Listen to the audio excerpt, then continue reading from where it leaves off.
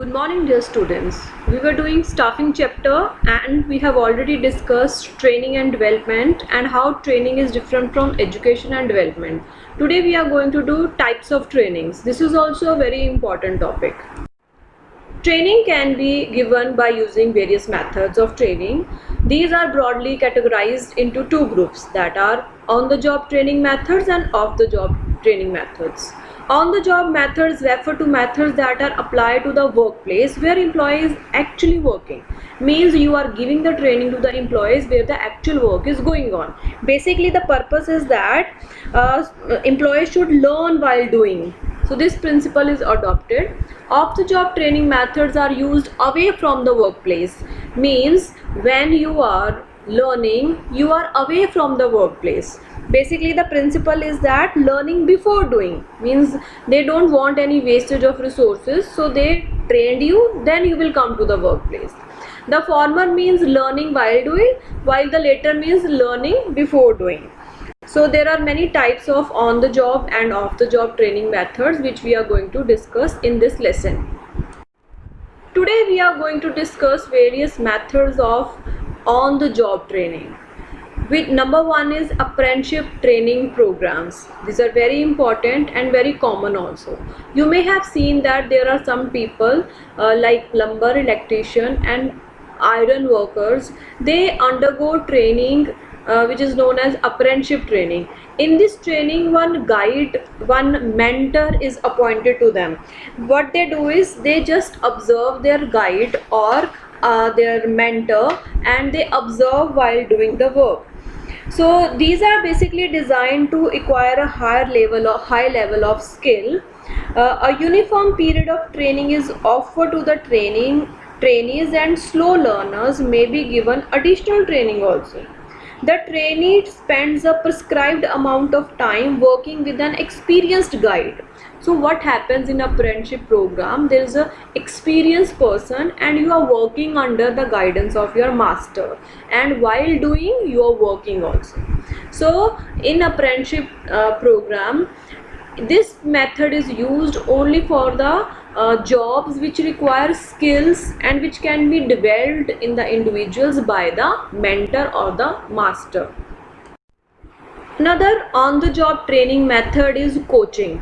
Coaching is a broader concept. Like in apprenticeship, there were lower level jobs, they were trained, but in coaching what happen is a superior guides the subordinates. Means a superior takes the responsibility of the junior, that he will train the junior in a perfect way. Basically the purpose is that he will be groomed in such a way that he will take the position of senior manager. So basically in coaching, the senior guides the trainee so that the trainee can do the work of the superior in future, and which can relieve him from some of his duties. This gives a chance for the trainee to learn the job also. So the coach or the counselor sets mutually agreed upon goals and suggests how to achieve these goals, periodically reviews the training progress and suggests changes required in behavior and performance.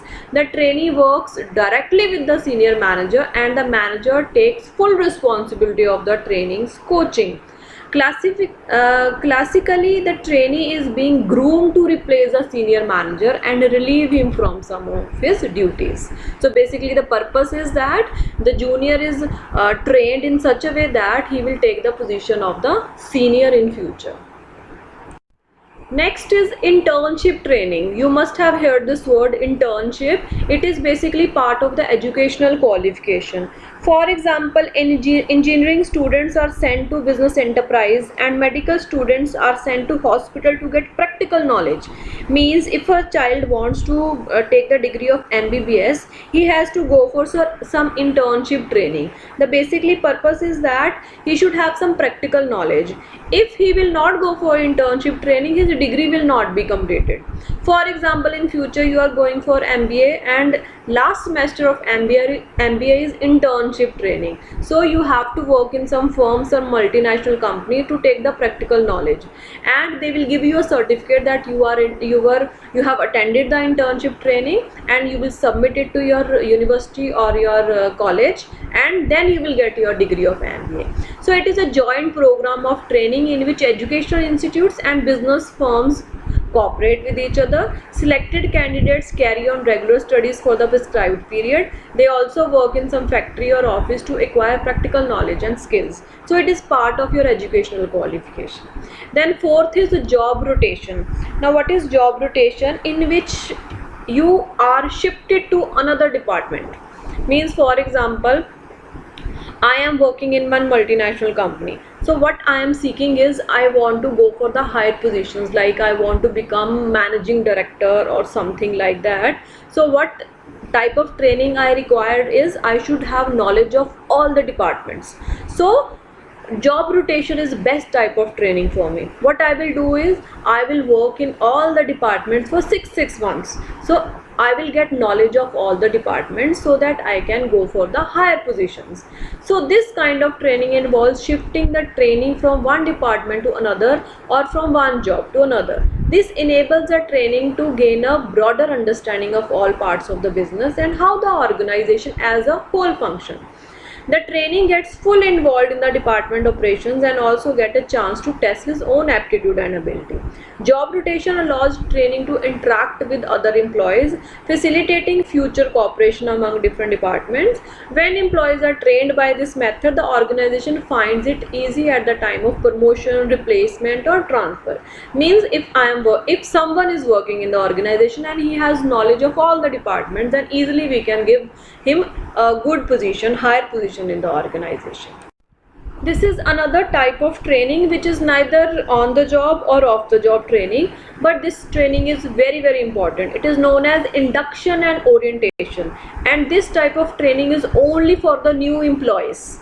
So introducing a new employee to the organization's environment comprising of day-to-day functioning, products, services, rules and regulations are termed as induction and orientation training.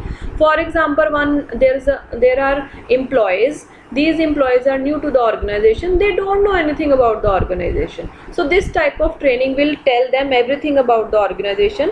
Basically, the duration of induction training may be from a few hours to few days also. So the induction provides a good opportunity to socialize and brief the new employees with the company's overall strategy and performance standards. Such training may be imparted with the help of film shows, lectures, tour of various departments. Induction training is very important for industrial workers who are to work on sophisticated or technically advanced machines. It improves effectiveness and efficiency of the new employees, which helps in saving the time and cost. So every rule and regulations, leave rules, where is the medical store, where are the washroom, where are the offices of different departmental heads, everything will be told, and their queries also will be taken so that new employees can be familiarized with the organization. Today we have done on-the-job training methods. Tomorrow we will discuss off-the-job training methods. This is your homework. You have to write difference between both in your fair notebook. Thank you. Have a nice day.